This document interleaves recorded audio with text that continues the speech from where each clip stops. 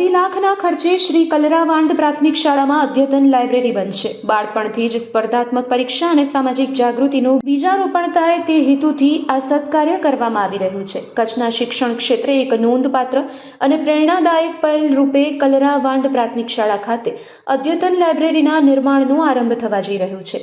અંદાજિત 2.5 લાખના ખર્ચે બનનાર આ લાઇબ્રેરી KFFFDT સંસ્થા, સેતુ અભિયાન તથા સ્થાનિક ગ્રામજનોના સંયુક્ત સહયોગથી સાકાર થવાની છે।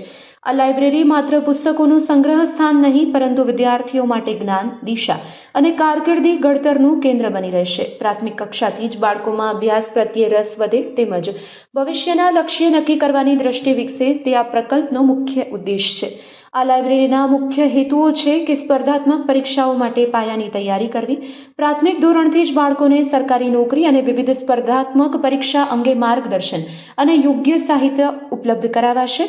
સામાજિક જાગૃતિ અને કુરિવાજો સામે જ્ઞાન યુદ્ધ, અંધશ્રદ્ધા, રૂઢિચુસ્ત માનસિકતા અને અણસમજ દૂર કરવા માટે જ્ઞાનવર્ધક પુસ્તકો દ્વારા વિદ્યાર્થીમાં વૈચારિક વિકાસ કરવામાં આવશે।